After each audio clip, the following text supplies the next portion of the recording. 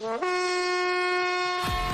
Daily is daily Vikings entertainment. We just want the Vikings to win a Super Bowl before we die. I will ride with this group. Seriously, man. Please. And away we go. Oh, boy.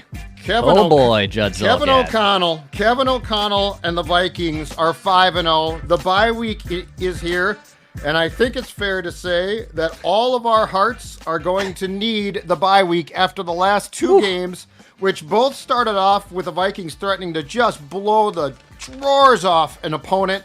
Packers last Sunday, this morning, the Jets, the game, of course, just coming to an end. Welcome to the very end of Sunday morning and good afternoon. The Vikings 23-17 today.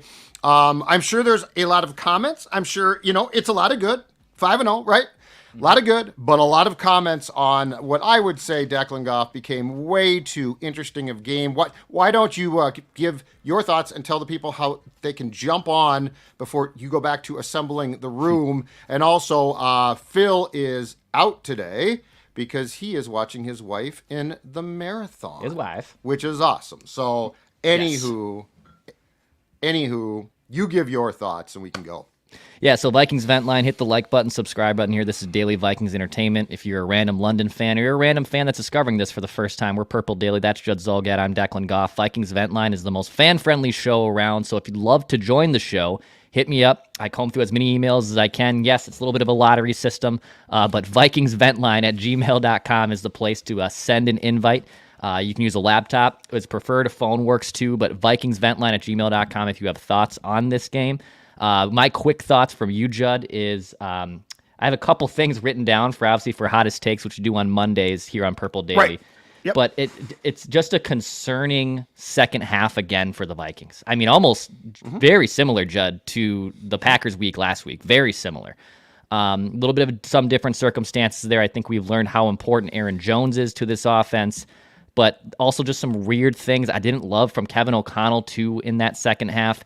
I mean, make no mistake about this. The defense and Will Reichard, not special teams, Will Reichard won this game.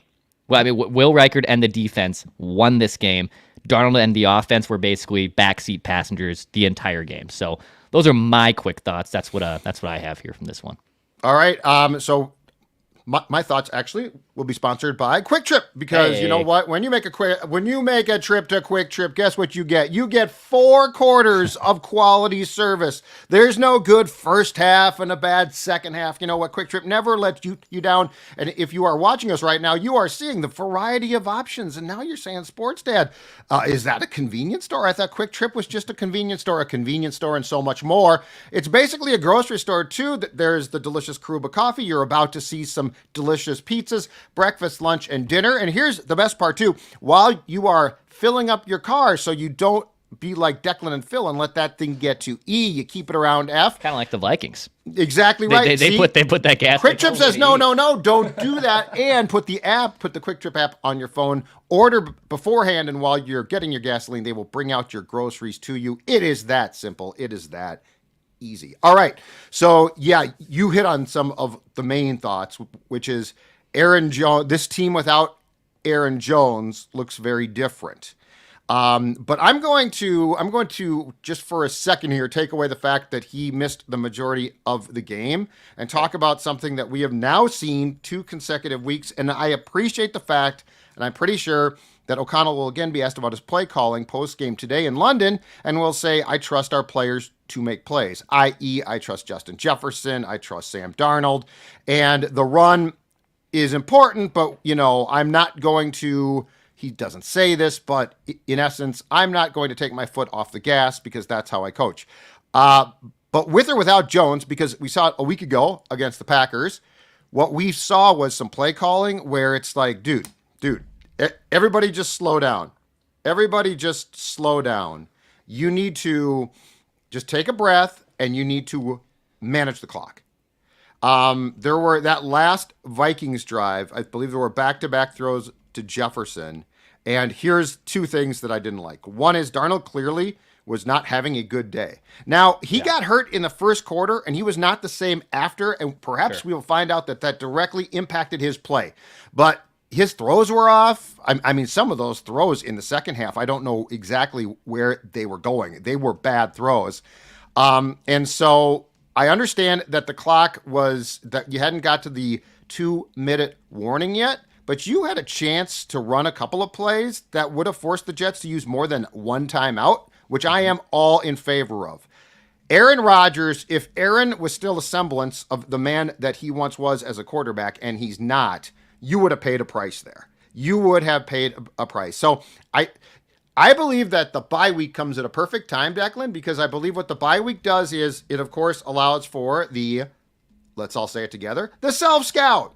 And the self-scout is when you scout yourself. You don't scout opponents, you scout yourself, and you say, what did we do good in our first collection of games, and what did we not do good? And I think that there seriously has to be a long look, especially when you're QB, I don't care, he was the September Offensive Player of the Month. He was awesome. But when your QB is named Sam Darnold, if you're going to ride this thing to success, I think you need to rethink a little bit here. And I'm not saying don't throw, because and Justin Jefferson deserves the ball, but I am saying today, even more than the Packers game, and I felt that there needed to be an adjustment to, okay, we're up in this game, let's burn some clock more consistently, especially when Darnold struggled. So my thoughts are, I think to a large degree, offensively, O'Connell at least needs to look at what he's doing with the quarterback he's doing it with.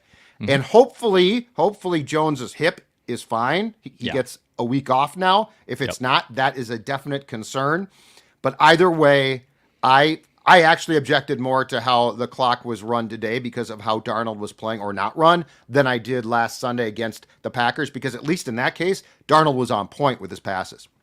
Yeah, we'll wait and see what we have there. But Vikings do enter the bye week undefeated, 5-0, which is great news for the Vikings. So hit the like button, subscribe button. We got a packed room here of Vikings fans who are ready to join, and I do see a few who are actually from the stadium. So we'll try to get to as many of you guys as possible here over the next hour plus.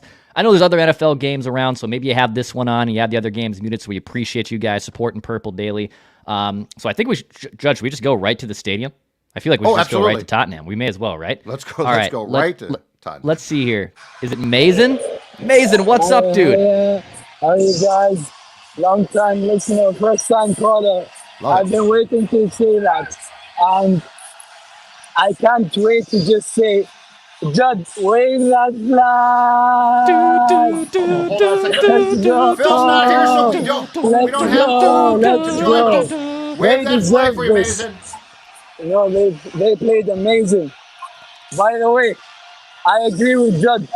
Sam did not play a good game. And if he continues playing like this, well, the team becomes a lot worse, especially if Aaron Jones is out.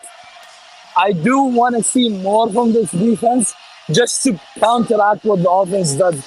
I hope Hawkinson is back against the Rams instead of the Lions, because then I'd see that the Lions will pretty much bang him up again.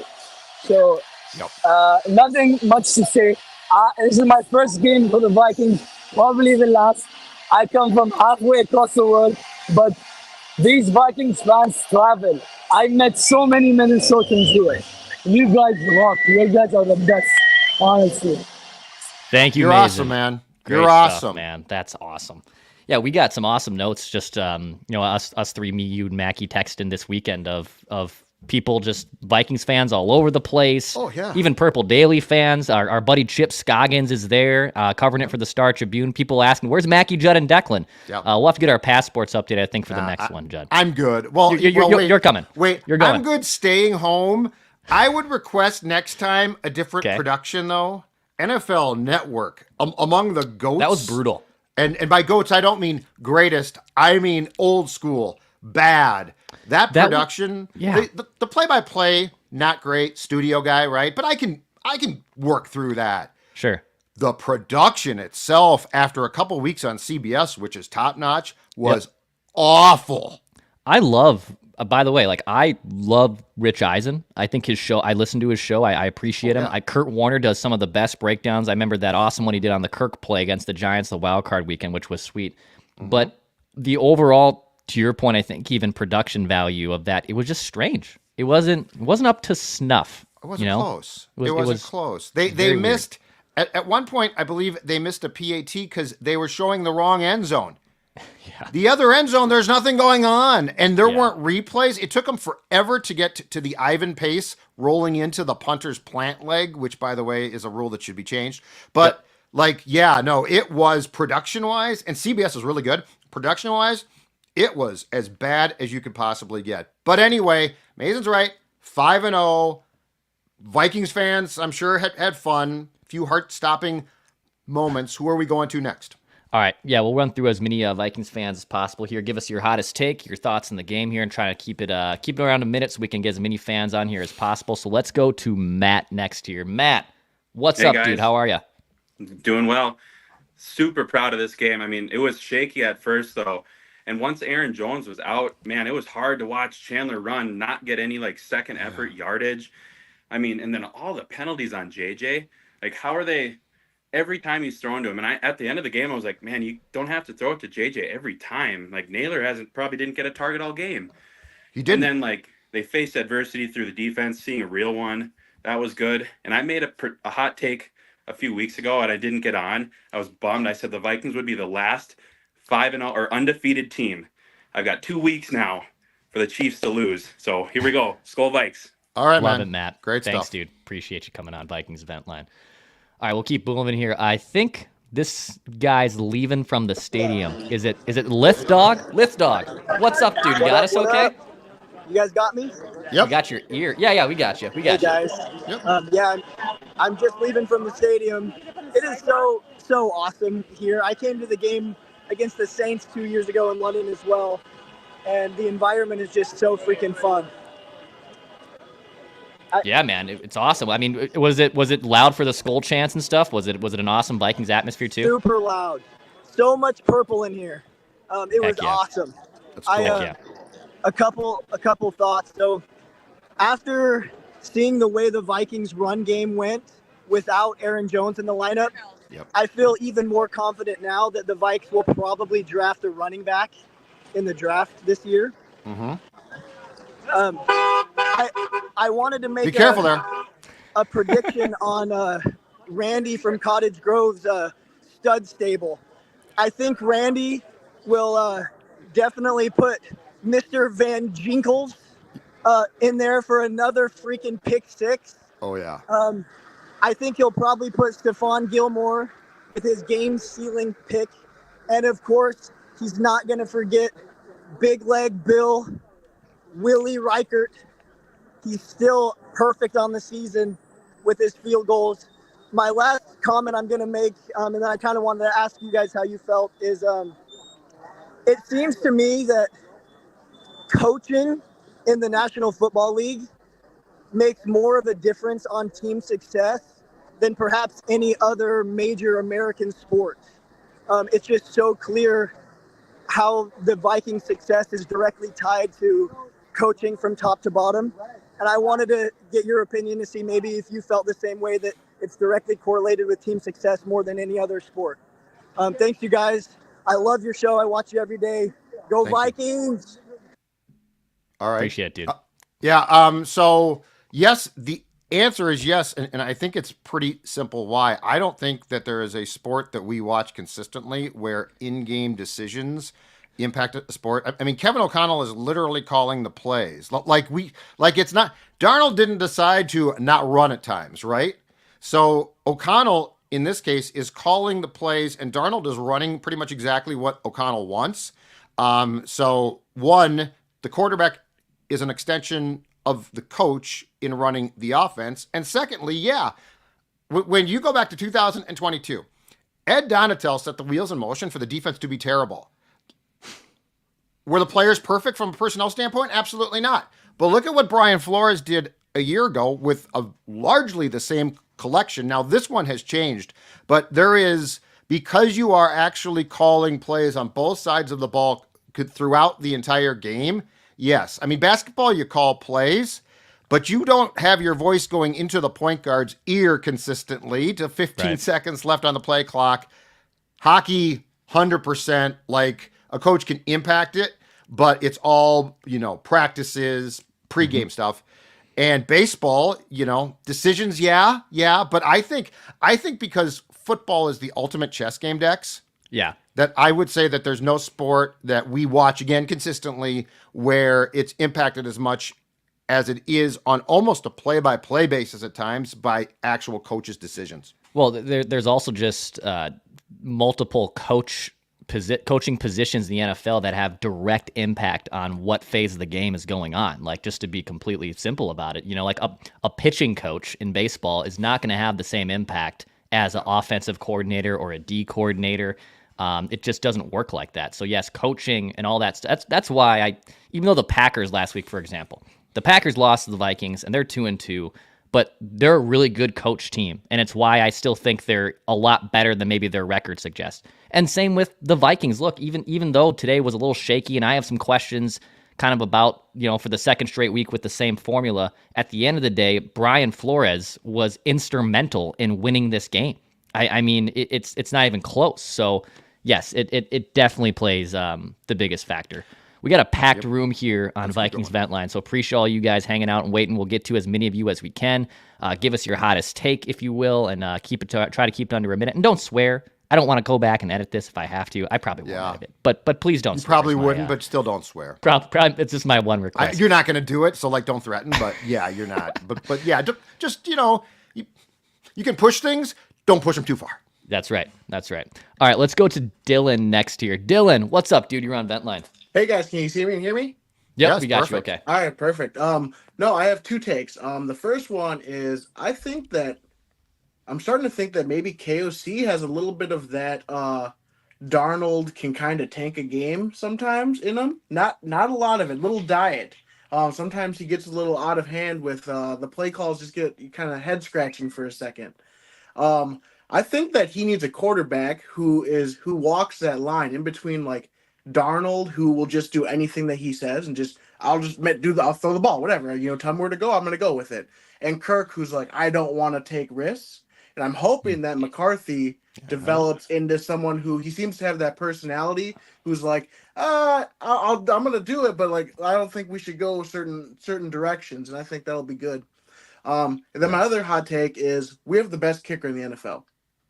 I think Justin Tucker is washed a little bit.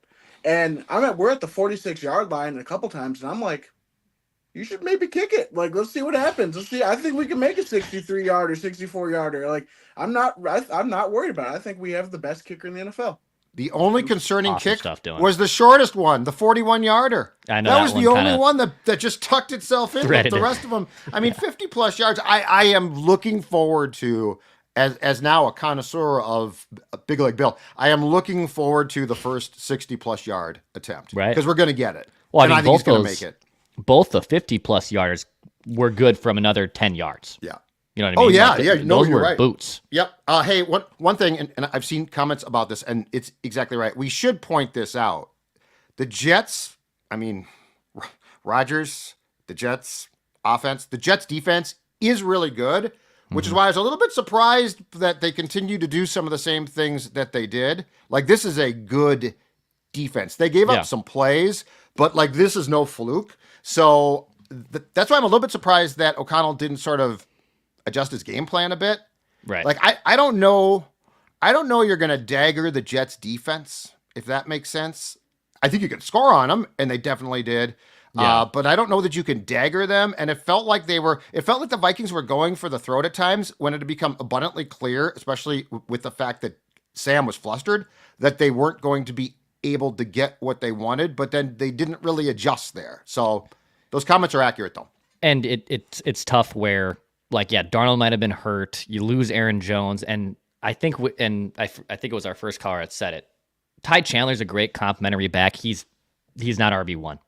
Like, he's not. He doesn't have the explosiveness. He doesn't have the gamemanship. You're right. Aaron Jones is very integral to this offense. And the screen game. Yep. Now they did throw at least one screen to Chandler, but Jones is so good there. Yeah. The Nick Mullins pass when Sam got hurt that Jones caught that was not a great pass. That was a fantastic catch. So yeah. Aaron Jones, well, it's funny because to call Aaron Jones a running back is to sell him way, way short. He does a lot of things well. And it wasn't just the running game that got thrown off. In fact, that might have been the least of the problems. The biggest of the problems might have been all of the versatility and blocking abilities. I mean, he is as about a complete player in his job as you can possibly get. Who's next, Dex? All right, let's go to Nolan next year. Hey, Nolan, you're on Vikings Vent Line.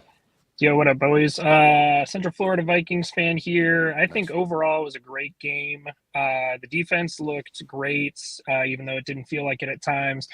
Offense, pending Aaron Jones being out for a long time, I think looks great. But I think overall the only thing right now that could keep us from making a solid playoff run and a deep playoff run is that horrible special teams play we've seen the last 2 weeks. It's just been the only thing keeping us from blowing these teams out, in my opinion. So, got to sharpen it up over the bye, but thanks for having me on.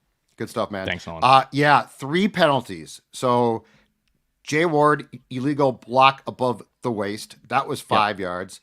The fair catch interference by Evans was 15 yards. So that's a killer. The pace one was a killer, but I will say this again.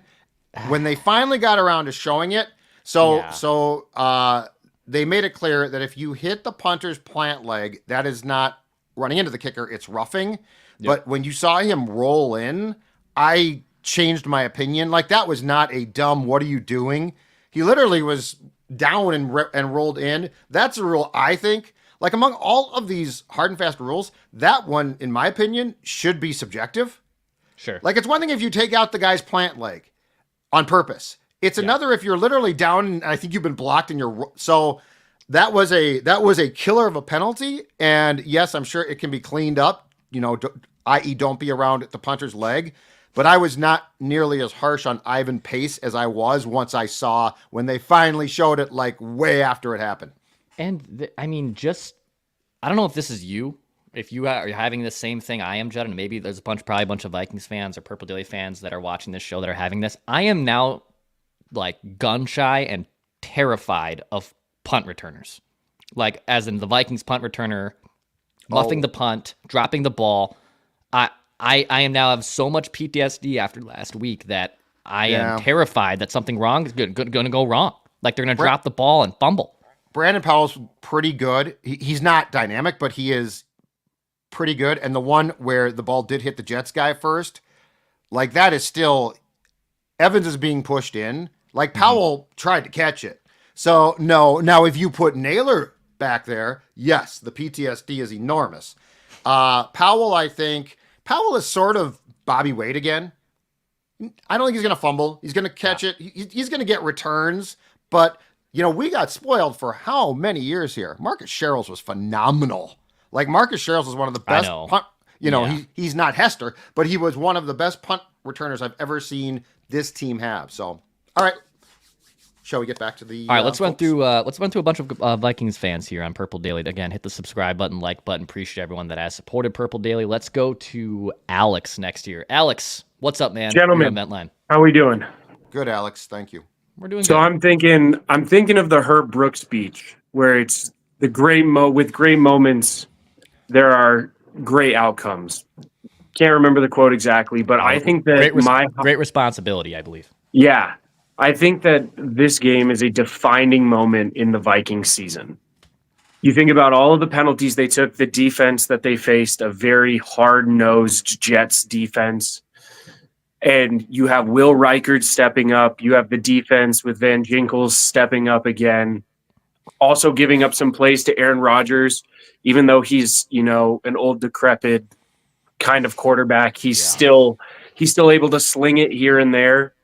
And you have Aaron Jones go down, still fighting with Ty Chandler. At times you get 3 and outs, but then you kind of move the ball and run some clock out. I think that going into the bye week, 2 weeks before, I think it's a Thursday night game against the Rams. Or no, it's the Lions that we have up next. I think that this is a defining moment in the season. How you come out of this, the last 3 games with losing your comeback or losing your big leads, having the other teams come back, losing key players. I think that this will, if you can learn from this and you can move forward and make the correct adjustments while maintaining a strong team culture, will truly show how we are going to move forward in the future. Excellent stuff, Alex. Good Thanks stuff. for calling in Vent Line. Self-scout time. Self-scout time, but he brings up an excellent point. So the Vikings are going into the bye, and then, I mean, dude, they get the Lions at home, which is going to be an awesome game, and 4 days later they play the Rams. So, like, this is not like a – and there's some self-scout stuff too, but they're gonna play 2 games in 4 days right out of the bye against – and the Rams are depleted. They're not who they like going into the season. I thought this was a bona fide loss. Now I actually think this is definitely more of a winnable game, but certainly still on a short week in LA, not a gimme or a layup. Those are going to be, I agree with Alex. Those are like defining moments in this season because there's a path where they're 5-2, like immediately right out of the bye. Yeah. That does exist. I mean, the schedule's tough. I think that there's more. I think that you were playing with fire today, especially. The Green Bay thing, to me, I liked the face that they faced adversity. They still won. They scored the first 28 points. I'm more concerned by what I saw today from a game management standpoint offensively. Sure. I've got some questions.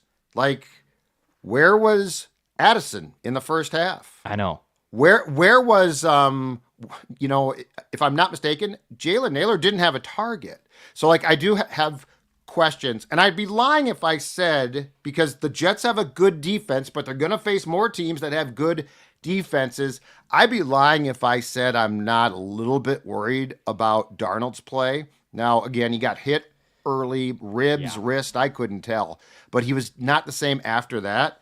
But his play, some of those passes definitely concern me because that's if you've got punt return PTSD decks, mine is Sam Darnold for a long time wasn't good.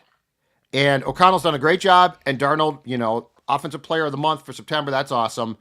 That's probably where my greatest concern lies, though. And I think that it might be fair to say, especially against a team that he might have to be managed a little bit differently because, make no mistake, as you said before, Darnold's going to do what O'Connell wants him to do.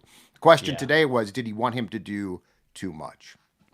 Let's keep it rolling here on Vikings Vent Line. Let's go on Mark and Stefan here. What's up, guys? Yes! We're in the ground. Oh, love it. You see it? Awesome, dude. Yeah, beautiful, man. Yeah. Yeah, we got hospitality here, so we just wanted to say a few things. We watch you every week. We're big fans of you. Huge fans. Today, we watch it all. We like the facts of what we see. We've won openly today. That was, you look.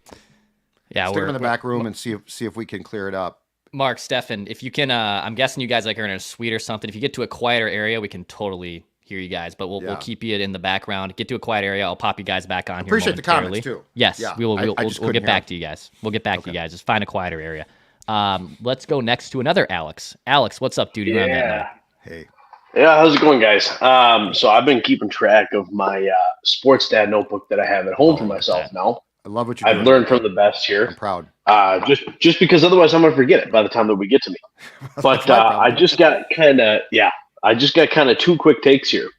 But the first one epitomizes kind of what I feel is Kevin O'Connell's greatest problem. On that 4th and 2 early in the second half, just a small picture of his overall general problem as a play caller. Why are we going to a deep shot to Addison? Why are we doing that? No offense to Sam Darnold. You played fantastic through the first 4 games and 20 minutes of play. Yep. But why are we doing that? Why are we throwing 27 yards down the field on the left side of the field where it's either going to be out of bounds or just your guy and it's going to be a turnover or a touchdown? Like, great to be aggressive, but otherwise there's no point. And the second thing is Ty Chandler's greatest problem to not being a running back 1, in my opinion, is his speed. And the reason is not because he's not dynamic, not because he can't get out into space and get away from things, but he's not patient enough. Jones has the patience. It was early also in the second quarter where there was that play. Darrisaw opened up a massive hole on the left side of the line. Jones oftentimes sees that hole, stutter steps, cuts out to the left, gets 7-8 yards. Chandler runs right into Bradbury's back and just goes down. Yep. And that's good. That's his greatest problem. And other than that, the only thing I have to say is can we please find commentators that stop just fawning over Rodgers about how fantastic he is? It'll never now happen. that he's 40 years old, the reasons that he's making these passes and trying to explain away the fact that you're old, you're no longer good, no offense, but just pass the torch. And instead of, I'm suddenly hurt, I have to go out of the game. Oh my God, we got a penalty on 4th down. Magically, I'm healed. I'm coming back out. Here I come. I'm Aaron Rodgers. Dude, just right off into the sunset in whatever small group of human beings that can tolerate your presence. Yeah. No, that's all I have to say. Those Alex, are great awesome points. stuff, Alex, dude. you're awesome. And yes, Dude, great points. That's so good. And the fact that Rodgers should have hung it up after the Achilles. He's 40. He looked to me today a lot like the 2010 Brett Favre looked, which is to say he can make some plays, but he can't protect himself. It's sad. Let's continue on. All right, let's go next to Jonah here. Jonah, what's up, dude? You're on Vent Line. Hey, guys, can you hear me? Yep, we got you. Okay. Awesome. So my first takeaway from the game was that it was a very gutsy win by the Vikings. The defense obviously came out, balled out for the majority of the game. The Andrew Van Ginkel's touchdown was just chef's kiss. The offense, I think we kind of all knew the shoe was eventually going to drop with Sam Darnold, and this was kind of that shoe drop game. Yeah. I'm hoping that he can come back. Obviously, good thing we've got the bye next week so that we can kind of evaluate. He can rest up. Hopefully, Aaron Jones comes back, because I think that had a lot to do with why Darnold ended up struggling. Mm-hmm. But I think that after the bye week, if he comes out and starts balling out like the first 4 games again, I think that this Vikings team is going to go really far. Oh, yeah. And agreed. Thanks, Jonah. Here's the thing, too, is off of that. This is where I think, especially with a guy like Darnold, Kevin's probably going to need to make adjustments depending on the opponent. Like, again, this defense is really good. Like, you faced a really good, solid, highly ranked, well-coached, not on the offensive side of the ball, but a well-coached defense. And I'm not so sure that the game plan, and I know O'Connell, coaches talk about basically execution, right? And forcing the opponent to adjust to what they're doing. But it just felt like today that they were having Darnold run into a brick wall. And it's like, okay, you're going to have to sort of rethink that. I don't know that they did. Fortunately, as someone said quite a few callers ago, they have one of, if not the National Football League's best kicker right now, Dex. Absolutely. Yeah, Will the Thrill is great. In fact, I believe, let's see here, from our friends at Underdog, and I got some great people were sending me pick'ems that they won some big dough on, because CJ Ham, people are taking CJ Ham props. Those are available on Underdog. And so CJ Ham, and that's a multiplier. So it's not just like your traditional touchdown. If he gets a touchdown, you get even a bigger one on top of the Will Reichard kicking points. And yes, you do got to pair it, with another team. So he takes the Garrett Wilson receiving yards. So a nice little 160 extra bucks in Charles's pocket from our friends at Underdog. If you want to get in on the action at Underdog, appreciate everyone that has subscribed. And if you want to do so, download the app, Underdog from the App Store. Promo code SCORE, SKOR, still gives you a 50% deposit match, plus a free pick'em item as well. So go download Underdog. Appreciate all those wins and keep sending me them as well. And then Judd, the Canopy Group, who has been a longtime supporter of Score North. Why don't you tell them about the Canopy Group? Speaking of insurance, Will Reichard gave you insurance points, 9 today. The Canopy Group does the exact same thing, an independent insurance company based right here in our great state that has your best interests in mind, much like a sports executive constantly on the lookout for the best talent available. The Canopy Group does the same for you when it comes to getting the best insurance coverage at the best price. They work with 16 groups of top-tier companies to make sure that you have the best insurance roster available for auto, home, health, and business. Teams need options, so do you. At renewal, you're going to hear from the Canopy Group, get this, because you deserve better than the status quo. That's right. They're out there shopping for the best for you, which makes the Canopy Group special. Give them a call, 1-800-967-3389, or check out their website, thecanopygroup.com. That's 1-800-967-3389, canopygroup.com. If you are looking for the type of insurance the Vikings got from their kicker today, the Canopy Group, based right here in Minnesota, will give you that insurance. All right, we'll continue on here on Vikings Vent Line. Let's go to, is it Gandini? Yeah, perfect. What's up, dude? How are you doing? We are talking from Brazil. We are talking from Brazil. Me and my son Enzo. Hi. Wow. Hey guys, love that's it. awesome. Thank you. We are big Minnesota fans, but first of all, Vikings and Twins fans. My father worked for a 3M company, and when I learned about American sports, only people that I know was from Minnesota. So we are practically a Minnesota place in Brazil here. That's really, really cool. And as far as I don't know a lot about football, so I won't risk to say anything stupid here. I think that to beat the Packers and Aaron Rodgers 2 weeks in a row, that should count as 3 wins. We'll give him an extra one. True. Gandini, thanks Thank you very much, because you are the way that we have to feel like we are in Minnesota here. I watch every day you in YouTube. Thank you for having me here. Appreciate it, Gandini. That's awesome. Yeah, we love having all the international fans that join us here on Vent Line. We've had a running thing with Australia. If any Australian fan wants to continue that streak, I think 3 weeks in a row we've had someone from down under. So if you guys want to do that, appreciate everyone. Hit the like button, subscribe button too for daily Vikings entertainment. All right, let's go to Corey. Corey from Iowa. What's up, brother? Hey guys, welcome back, dude. How's it going, guys? Be careful. There's those guns. How's it going, guys? How you doing today? Great. We're doing good, dude. How are you? Great. Got a couple quick hits right here. I agree with you guys. I'm gonna tell you guys right now. The commentary today, terrible. They're here. Aaron Rodgers homers. They loved him. Everything he did is praise him every time he got the ball. 40 years old. Let it go. Yep. I think we've seen a lot that second half. It was kind of like last week, like Declan was saying. You got some worries I'm thinking about right now. I like how Kevin O'Connell's being aggressive, but sometimes you got to read the field. You got to say, okay, man, what's going on here? What's happening? Sometimes you don't need to hit the home run play every time. I think what they went away from that has been working for them all year offensively, they've been spreading the ball around. Everybody's been getting touches. This game, it was Jefferson, second half. We didn't see Addison in the first half. You threw a little bit to Munt. You never seen Naylor. I just think just spreading the ball around was really... Might have lost Corey at the end there, but all good points there too from our friend Corey in Iowa there. The lack of spreading the ball around, actually, among the things that surprised me, because O'Connell being aggressive, like you can disagree with it, but it doesn't surprise you. The lack of spreading the ball around did surprise me. Like I didn't expect that. Yeah. And look, Jefferson should lead you in targets and hopefully catches, but it did seem odd that they didn't spread it around more, because that until now they've done a really nice job. So if there was one thing that I came away from today's game a little bit surprised by the play calling or the actual execution, it was that fact. Yeah, agreed.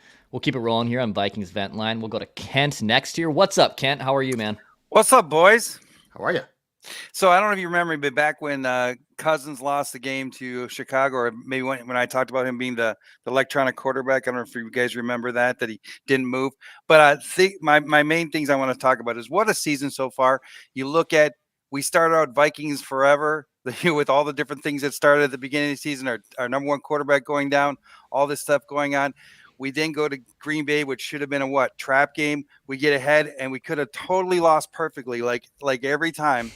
But then Darnold, I know everybody's been a little bit negative, but he picks himself up, drives down. We win the game on him. Then we come back again against the 49ers. He did the same thing.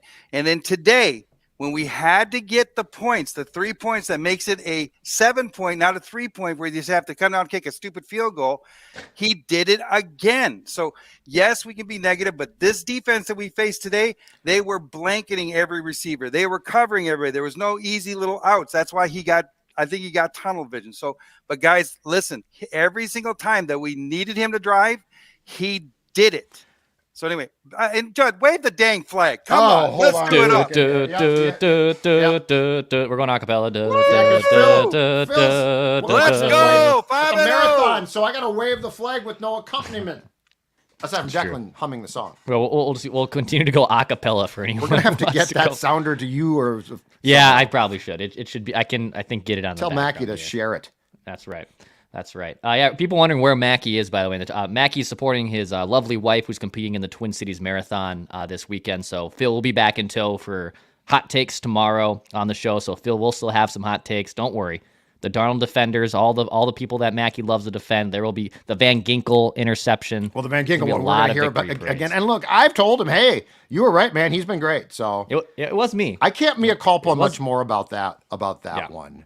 But, it was me who was more surprised than you, by the way. Well, and to be fair, too, I mean, Darnold is definitely taking some heat today, but I feel like O'Connell is, too. So, like, I don't feel like we're putting Darnold on an island by himself. Agreed. You know, it's not like, well, the play calling was perfect and he screwed it up. He had he started off, just for a reference point of his passing day, Dex, he started off 4 of 5, and from there on was 10 of 26. Yeah. So like that's a rough day, but yeah, I think that they're 5-0. It is perfect if you can make the necessary corrections and things. And assuming that Jones can come back for the Detroit game after the bye a week from next Sunday, like there's a lot of good here. So absolutely, we're positive. Keep it moving here on Vikings Vent Line on Purple Daily. Hit the like button, subscribe button. Let's go to Cody next here. Cody, who's going full Ross Brendel with no shirt on. Cody, where you calling from here? Hey, where are you at? In there. Can you guys hear me? Yeah, we can. All right, Bismarck, North Dakota, boys. Wow, I'm from Minnesota, but hey, drinking a little beer here too. Not what you guys good for you. are always promoting. That's okay. It's Minnesota beer though. I brought with me out here, but I want to say. Beautiful day. I try to enjoy it before it gets cold and windy every day out here. But smart man. Yeah, like the tunnel vision, like the last caller was saying, it worries me. I feel like KOC's got a little bit of starstruck in him. Last week with Jones, he's forcing him, trying to get Jones a touchdown. I get it. You want to keep your stars happy. He's forcing Justin Jefferson this week because he knows he's one-on-one with Sauce Gardner. Man, I don't know. It just worries me that KOC's getting a little tunnel vision.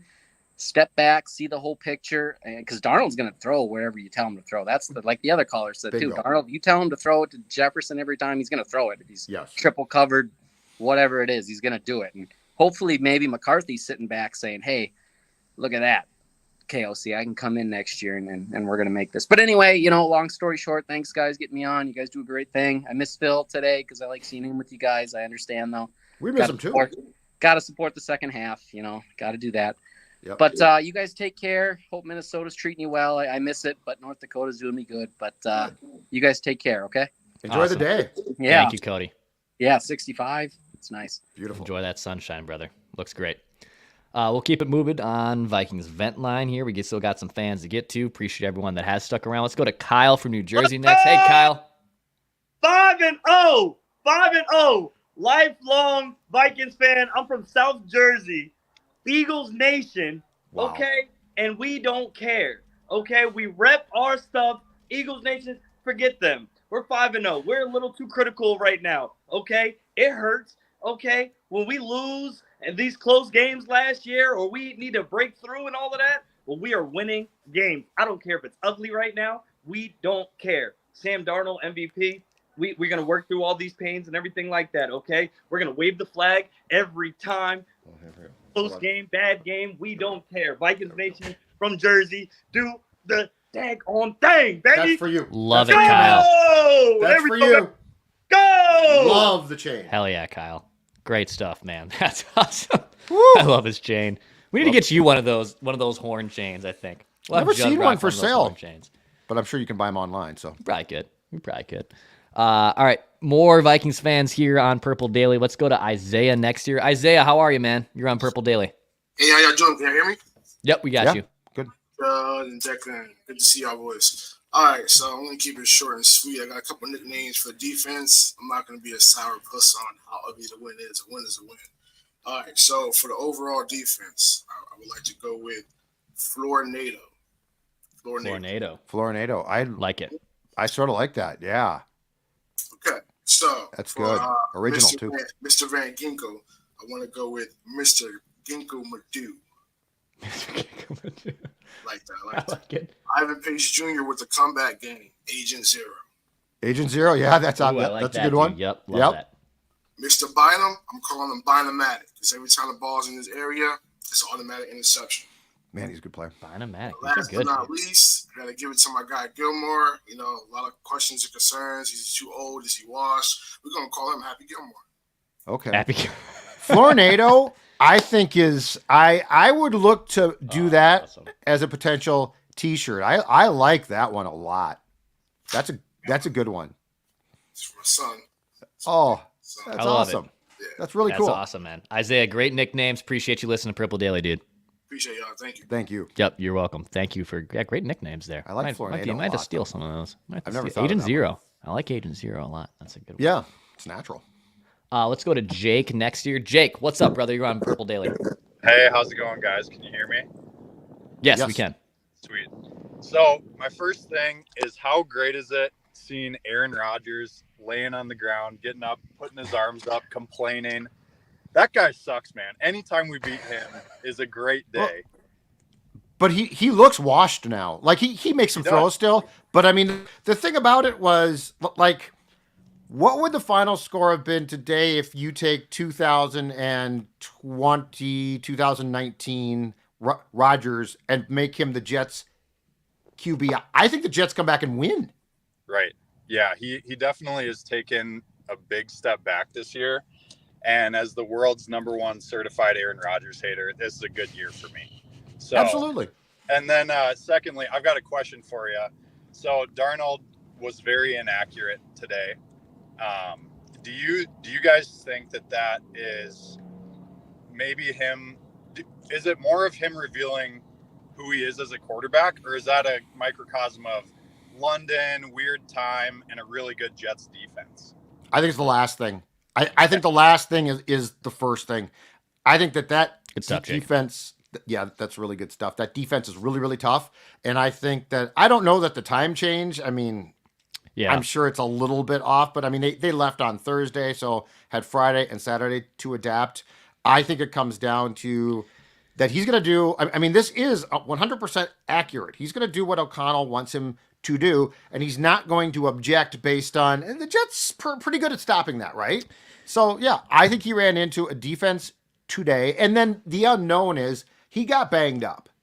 It is weird that his play, his accuracy seemed to disappear after he got hurt, came back, and it increasingly in the second half, I think, got worse. There was a pass for Addison on which he was open on the sideline. That was nowhere near him. Now, is that Darnold being flustered? Is that him having a bad day? Or was something just flat out wrong? I can tell you this. Even hurt, I think that Kevin O'Connell has more faith that Darnold's going to do the right thing than Nick Mullins is. So I don't think there was ever a threat, unless Darnold simply couldn't play, that Mullins was going to remain in that game, Dex. Here's what was weird for me from Sam today.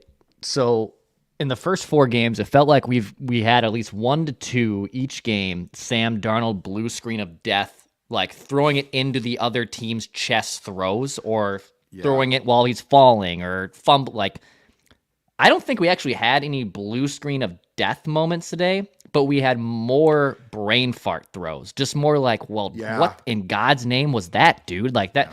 There was no, positively, yes, he removed the blue screen of death throws. Negatively, we saw just underthrown, skip throws, and maybe it did start raining there in the second half. Maybe a little bit of that factored in, but it was interesting to me that the blue screen of death throws were gone, but we just had more just overall bad throws from Sam. Yeah, I thought the worst decision was the ball that was actually the Jets. Did the Jets take a penalty? I think that they did. Or no, the Vikings did in the end zone, and it popped into Sauce Gardner's midsection, and he couldn't hold on to the ball. I thought that was a pretty questionable play itself. But yeah, it felt like Sam he scrambled, and a bunch of times either dirted the ball or threw it out of bounds, which was great. But yeah, it just felt like a tough game. But I do think, and as was just pointed out in the comments too, not that I trust them completely now, but it'll be interesting to see what the PFF grades are on the Vikings offensive line. Yeah, they had a rough game. it did feel like the Jets, and again, this is because the Jets are good at defense, the Jets did get pressure. So, like, what was the stew that went into what looked like a really shaky, if nothing else, second half? Well, and last thing here before we get back to more Vikings Vent Line callers here on Vent Line on Purple Daily. What, Judd? We had a defensive touchdown. We had 1, 2, 3, 4 field goals in this game. So the CJ Ham touchdown and the Garrett Wilson 1-yard pass touchdown, that was it for scoring from the offensive sides of both sides of the ball. Yep. And then penalty-wise, I mean, good Lord. I think we had, over 200-plus yards between both teams of penalty yards. The Jets were 8 for 76. The Vikings 11 for 80. Not much. There's my St. Cloud math coming through. Regardless, though, a ton of penalty yards. So just it was a sloppier football game. It wasn't maybe as pleasant to the eye, but there are some things to for sure clean up as the Vikings enter the bye week. Absolutely. We'll continue on with Vikings Vent Line here. Andre, what's up, brother? You're on Vikings Vent Line. How are you? Good. How are you? We're good, man. Excellent. So I have to admit, like the last week or so, I've listened to you guys talk about how KOC needs to run the ball, and I'm a step on your throat kind of guy, just throw it. But that 3rd and 1 on the first quarter where he did the play action, Jones wasn't open and got sacked for 12. That just changed my whole mentality. I don't understand it. Just run the ball. If you don't get the 3rd and 1, okay, that's fine. We're 4th and down. We're 4th and 1 from, what was it, the 25? And that's like a 36-yard field goal instead of a whatever it was, 50. Will Reichard, best kicker in the league. And my hot take for today was this was probably KOC's worst game I've ever seen him call since he's been here. Personally. Interesting. I mean, Interesting. I feel like he had a few really bad or shakier ones last year.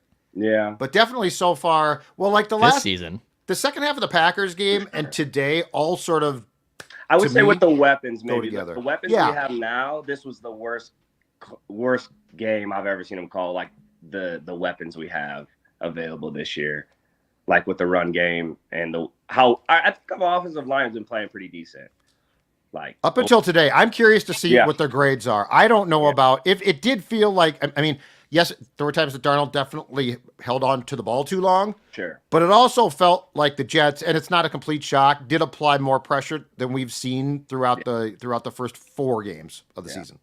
But run the ball. 3rd down and 1, run the ball. No, you're right. Just run the ball. Disagree. Thanks, fellas. Appreciate you. Thank you. Appreciate you, Andre. Great stuff, man. A few more Vikings fans here on Vent Line. We'll get to here in just a little bit. But shout out to Pepsi. So Victor's ride. We keep joking. Judd was out there delivering Victor's ride to a Louisville fan. He claims he wasn't, but it was not me, and I'm not Victor. I don't know. You could be very well Victor. I auditioned. I got turned down. So to win this, there's cups right now that are inside US Bank Stadium. They're also inside Hy-Vee Fast and Fresh locations. Then there's a QR code on the cup where you can enter to win Victor's Ride, this glorious Vikings-themed Polaris ATV. And Pepsi is also giving away a Solo Stove plus Vikings autograph merch as well. So shout out to Pepsi for your chance to win Victor's Ride. And our friends at Nicolet Law. If you're watching the Vikings games locally here, you probably see Russ's commercials. If you're driving in the metro, you see his billboards. They're here to help you with any injury lawyers, and you fear the beard with our guy Russell Nicolet, who's all over the place, and he's our guy here on Purple Daily too. So shout out to Nicolet Law for helping out programming here on Vikings Vent Line and Purple Daily. We'll go down to Nashville next here. Here's Tony. Tony, what's up, man? You're on Vikings Vent Line. It's Taylor, not Tony. Sorry, but Taylor. I screwed that up. A lot of things happening. Taylor. How about your football team, Vandy? How about it? I was gonna say, if you guys make it down to Nashville for the Vikings game, we might have to tear down the goalpost if they win and run it down Broadway. And so they take them down Broadway, throw them in the river, and then the fire department retrieves them. Yeah, I mean, that sounds like a recipe for success for me, but we got a great community down here at Williams. That's awesome. And I would love to have y'all. So anyways, I just wanted to say what was up with the second half. It felt like O'Connell was just all in on either a bomb down the field, or if one of those didn't work out, okay, we'll run it up the gut and then back to a long bomb on 3rd down. And the play calling was a little bit tough for me. And Dex, I know you play golf. It felt like Darnold today kind of had a swing thought, and the swing thought was push the ball downfield to Justin Jefferson no matter what. And it just seemed like that, how the swing thought can make you shank it. It felt like he was just off his game a little bit. And it just like in the back of his head, it seemed like he was just trying to force it too much. And I would just like to see with the second half, maybe an adjustment from KOC, like let's throw underneath a little bit. Let's get some momentum going, get Sam in rhythm, because it just felt like he was out of sorts that second half. And if you keep throwing those low percentage throws, a couple of them worked out, but there was no like momentum. There was no getting in rhythm and feeling like we were hitting our stride there in the second half. And it's just frustrating to come out so strong game after game, and then in the second half not making adjustments, not really getting the offense going. Yeah, all great points, Taylor. Thanks for coming on, that's man. True. Appreciate it. But they still have won 5 games and lost none. So that's the good news. The good news is you've had back-to-back, certainly not clunkers. And I mean, the first half of the Packer game was a celebration. You've now had 6 quarters somewhat shaky, but you're still 5-0. And do I believe that O'Connell is capable of cleaning things up? Yes, absolutely. Absolutely, I do. The other thing, as you said off the top, Dex, was, for everything that we can talk about Darnold and the offense and the play calling, the defense today was marvelous. Yeah. Absolutely marvelous. I mean, Rodgers is damn near washed and he's old, but they still confused him. I mean, the Van Ginkels pick 6. He had no idea that Van Ginkel was going to get into that zone. And so that's impressive. Like, Rodgers definitely physically has lost a lot, but mentally he's still pretty damn sharp. Yeah. And they got him. And they got him bad. So, dude, that was a really good performance. the Andrew Van Ginkels, I can't unhear it or say Randy it from now. Cottage Grove. Mr. Van Ginkels. His ability to read those, because he's had like 5 of these plays in his career. Yeah, this I would love. But he's got he must have huge hands. But because his ability to corral the ball fairly close or right like on top of the line of scrimmage is really impressive. Maybe I'm giving a great idea for Judd Zulgad's Substack.com page, but I would love to hear the preparation for this, because clearly he's good at this. Yeah, I've tried to get him to talk about it once, and he does. There's some secrets he does not. I mean, I get that, I guess, yeah. So I tried to, but he said, I believe what he said, because if I'm not mistaken, the first one came last year with Fangio as his DC with the Dolphins. In fact, they showed it on the telecast today. What he said, I guess, to reporters after the Giants game was Fangio actually gave him some tells. But this one was a zone. Like, he dropped back. Yeah. So like those two, the Giants one and the one that he had last year for the Dolphins, where he was like basically on top of the line of scrimmage or over it and made those plays. This one was just a great disguise. But Aaron Rodgers doesn't ordinarily get confused by disguises like that. So kudos to the Vikings. Hit the like button, subscribe button. Daily Vikings entertainment. We'll have our hottest takes tomorrow. Mac will be back in tow for that. We still have some Vikings fans here left on Purple Daily. So let's go to Ethan. Hey guys. Ethan, what's up, man? Hey, can you guys hear me? Yep. Yes, we can. Awesome. Dude, longtime listener. Love you guys. Glad to be on the show. Listen to you on my commute to work every day. Dex, the mustache stays on for another week, man. We moved to 5-0. 2 weeks. Yeah, 2 weeks with the bye. Yeah, absolutely. So, I don't know who's cooking up the pie this week, but I don't know if there are any slices for KOC or Sam Darnold. Some questionable play calls on 3rd and long and on 4th down there. Could have kicked the field goal. Sam Darnold with just over a 50 or a 45% completion rate. I don't really know what that was. I mean, a win is a win. We walk away 5-0 going into the bye. There's going to be a lot of stuff to review in the bye week before we face a tough game against the Lions. So I don't know, man. Thanks for having me on, guys. Thank you, Ethan. Thank you. That's a good point. So O'Connell, if we were to do a pie chart of praise for the 5-0 start, clearly O'Connell gets a ton of praise. But off of this game in particular, yeah, I don't know about that. I don't know, man. I mean, probably not. And Darnold, I don't think you can. Yeah. I mean, he just didn't have. I mean, statistically, you look at the stats, he just didn't have that good a day. Technically, this is Mackey's pie chart for this week, so it is. Yeah, well, he's going to watch the game. It is a Phil pie. He's going to go back and rewatch it. Yeah, it's not like. Yeah, I'm sure he'll surprise us, but just off this game, yeah, I think. Well, I mean, first of all, Big Leg Bill. Shout out there. Big piece of pie. And defensively, like there's a lot of components there. Now, I elected to give no coaches a slice of pie for the Packers game because, like, you could give Flores a pie, and that game, the second half, the defense also was suspect. But there's a lot of, from player standpoint, on defense that could get slices of pie. A few more fans left here on Vikings Vent Line on Purple Daily. Let's go to Blaine next here. Blaine, what's up, brother? You're on Vent Line. How's it going, guys? Cool to be on. Yeah, I felt like in the second half they were playing Madden a little bit, or NCAA, where I see press coverage, I immediately audible and go for 4 deep and just kind of chuck it up and see how it goes. And I kind of have a Sam Darnold-like game where I have like 5 picks, and then I have to quit and restart. It was wild to kind of see again, just because, like, why not just hand it off and let the clock go down a little bit, even though Chandler is just wild to watch, try to catch a pass or a pitch. But thank God we have the defense actually pressuring. Being in Philadelphia, I'm watching Vic Fangio's defense play all the time. So it's very funny to watch them just get eaten alive on defense, but love the coverage. Yep. Thanks a lot, guys, for having Thank you. me on. Thank you, Blaine. Appreciate it, man. Madden. It did. It's a good comparison. It did, though. Like, I don't play much Madden. I used to play Madden religiously. I used to play it for money online back in the day. I was a super I didn't know about that. Huge I've never into played Madden. it. I would my Madden 08 through about 2014, and I would say my sweet spot was probably Madden 10 and 11, where yes, I would play online, and also I would sign myself up to like play for money through another online site. It was a very serious deal for me. Eventually, I got phased out of playing Madden. Couldn't play anymore, but it did feel play call wise like a Madden game for sure. That is true. A few more guests left here. Let's go to Mike. Mike, what's up, man? You're on Vikings Vent Line. Hey guys, thanks for having me on.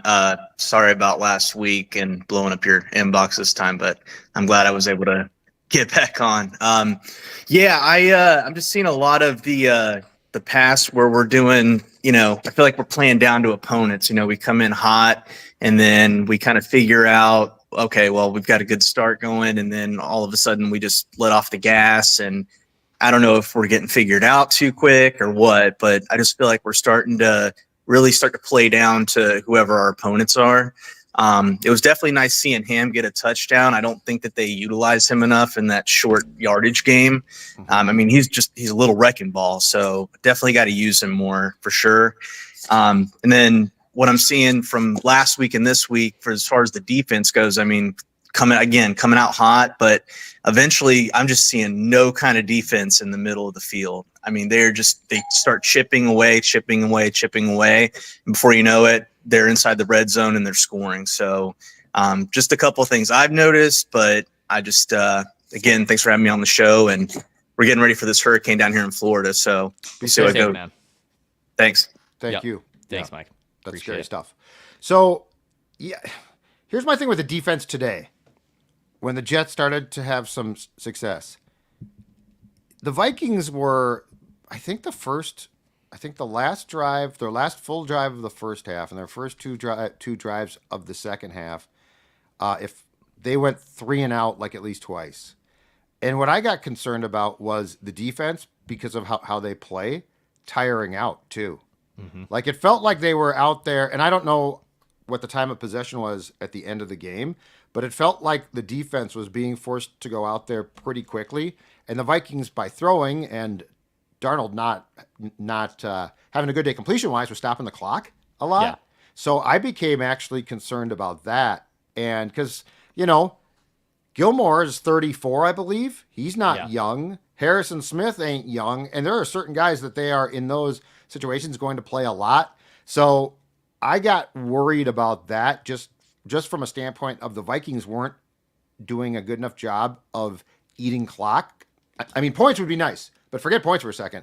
Just eating clock. So that, to me, started to have an effect as the Jets continued to come out there, and the Ivan Pace call didn't help too, because when he rolled into the punter, that went from the Vikings were going to get the ball to the Vikings are now not only not going to get the ball, but I believe the ball started at the Jets 25. So, I felt that the defense wearing down or starting to was definitely a potential issue.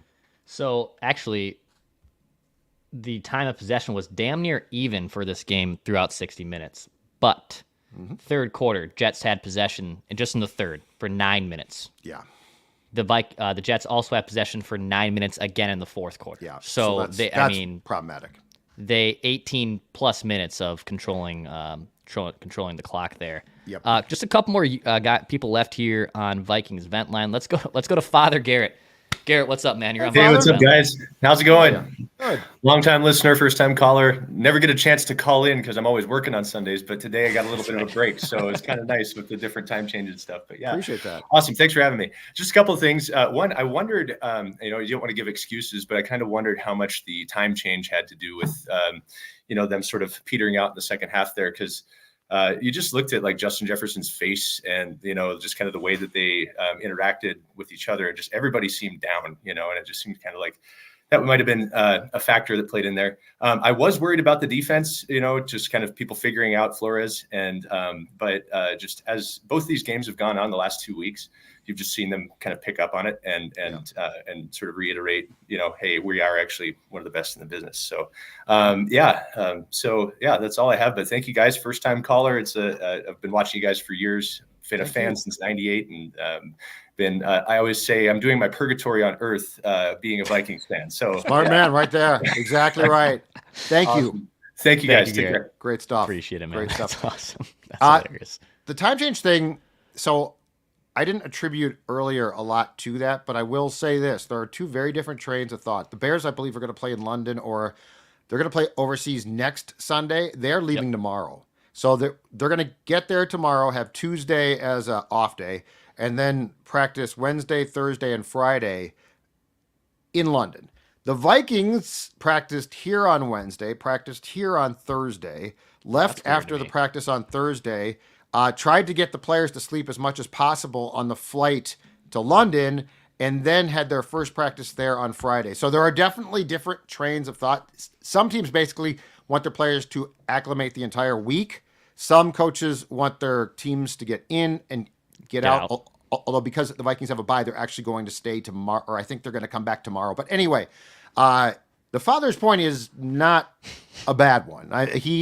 There's a lot of philosophies on how you should handle that much of a time change when you're going to play in a different country. Yeah, I personally, I like the Bears method of getting out there early and getting acclimated and not coming in. I mean, I understand both schools of thought, but I would lean, I think, more on what the Bears are going to do. And didn't the Vikings, when they played in London 2 years ago against the Saints, didn't they get out there like on a Tuesday? No, I think they left on a Thursday again. Did they leave on a Thursday? Yeah, I think that's their. That's not an O'Connell thing. That's a team staff thing from the trainers and the doctors. Just as far as sleep patterns and stuff. I think the problem is this: if you sleep on the plane, basically for much of the flight, you're probably in decent shape.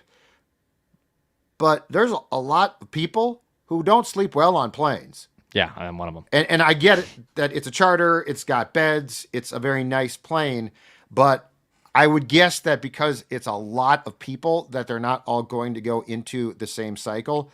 So there's something to be said about the different philosophies. I don't know if there is like statistical win-loss evidence or something to prove who might be right, but it's definitely worth a conversation.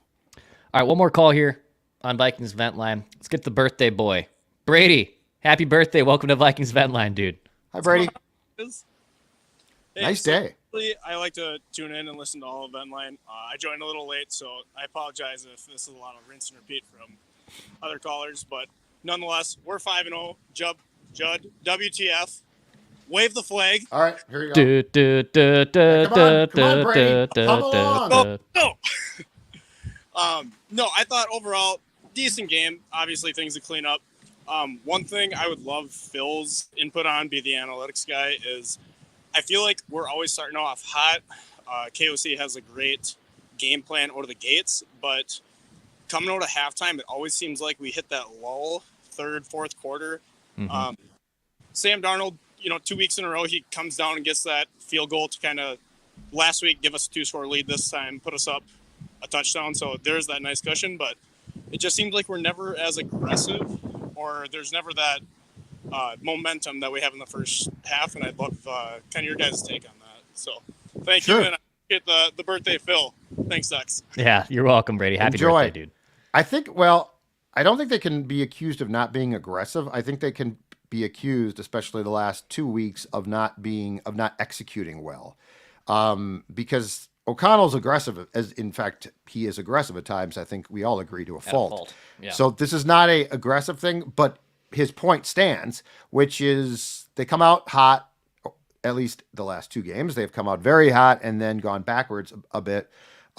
Second quarter, a little bit. Third quarter, too much. And that is something that they are definitely going to have to address, because today's the type of game, if you get to, and I think that they will now at 5 wins, when the over under on them was 6.5. If you get to the playoffs, today's game is somewhat indicative of what is going to take place. Like, you're going to play a team, well, and actually in that case, you're probably going to play a team with a very competent offense and defense. The Jets had the offense incredibly shaky, but I mean, you are not going to steamroll playoff opponents. Probably you're probably going to engage in a game that is muddy, ugly, has lots of ups and downs and mistakes. So it would be nice to find more consistency offensively. And I don't know what the key is there. I don't know if it's because it doesn't feel like the play calling changes. I mean, I don't know if it's trying to run more now at times. And look, as a guy that criticized Zim for a long time for running way too damn much, I'm not going to sit here and say you should just pound the rock. But it definitely does feel like the Vikings, it feels like KO keeps his foot on the gas pedal constantly, and his players sort of like ease up a bit, but they try to execute that game plan. So yeah, it's they're 5-0. They're in really good shape. For the most part, they've looked really good, but I understand if we are now, and it's going to happen, if we are now morphing our expectations to match the record, I get what he's talking about, because if you think that you are going to catapult this into a playoff berth, then the status quo probably, once January hits, is not going to be sufficient, Declan. Couple updates from Kevin O'Connell at the podium before we wrap up here on Vikings Vent Line. On Aaron Jones, he said, quote, "I'm keeping my fingers crossed that hopefully will be short term." Jones was diagnosed with a hip injury. Yeah. So he had a hip problem. He was grabbing at that hip. I believe that was reported there too. And also, when asked, this is from Kevin Seifert too, by the way, of ESPN, he said Kevin O'Connell also taking a frank approach to speaking about the Vikings offense, saying, quote, "not up to our standard," but notes the defense took care of the game. Justin Jefferson with a frank assessment of the Vikings offense and NFL Network post-game interview. We weren't able to catch that, but I'm sure he was also pretty upset. So yeah, a couple things that we'll glean and monitor on here for tomorrow. We'll have the hottest takes on Monday too with Mackie Judd and myself, plus a pie chart and nitpicks. Are there any quotes from the head coach or the injury he suffered in the first quarter by chance? Let's see here. I don't see anything quite yet, but I'm just curious about all of those things, because the offense not being up to their standards, offensive line probably, I would guess. Darnold for sure. The run game without Jones, and I'm guessing O'Connell will also lay some of the blame at his own feet, which is not entirely wrong. But again, their over-under win total preseason was 6.5, and they are at 5 wins right now, and they have not lost. The Chiefs and the Vikings are the only undefeated teams left as the Vikings enter a bye week. So there is, at the end of the day, a lot to like here about what has transpired. And look, you've had back-to-back moments, halves of shaky games, and you've won both of them. And although today was a home game, they both weren't here. So if you're the Vikings, this is about as ideal a place to take a deep breath. And if you're the coaching staff, to make corrections, and you're not doing it coming off of what would have felt like just a huge letdown and meltdown if the Jets had indeed come back and scored. So That's my final thought there. I'm going out positive, damn it. I'm going out waving the flag, damn it. Absolutely. Wave the flag. Dun, dun, dun. I'm singing. I'm actually more sick of doing this a cappella. So yes, Judd can wave the flag for the audience there. You got to get the sound. Get the sound I there, will. baby. I'll get the sound from Phil. Hey, hottest takes tomorrow on Purple Daily. Again, if you're maybe watching us or discovering us, listening to us for the first time, this is Purple Daily, Daily Vikings Entertainment. Phil Mackey, who's out today, but we'll be back tomorrow for hottest takes. We'll have a pie chart. We'll have nitpicks. And then also plenty of weekend statements on Minnesota sports with Mackey and Judd. We'll still address the Minnesota Twins. We'll have it score in our Twin show most likely tomorrow. Flagrant Howls is heating up. Judd's hockey show, the Minnesota Wild open up on Thursday, right, Judd, for their regular season opener. Columbus so Blue that's Jackets around the corner against and then the Kraken Dino on Saturday, and then like a 7-game road trip because the NHL schedule makers suck. Judd can vent about that for another hour and 15 minutes on another episode. We won't do it today on Purple Daily. Time to go watch Scott Hansen and Red Zone, Declan. Love it. Appreciate you guys listening and watching, supporting Purple Daily on Vent Line. Back tomorrow, hottest takes, 9 a.m. Central Time. Hit the reminder, hit that notification so you don't miss out. This is Purple Daily, where we just want to see the Vikings win a Super Bowl before we die.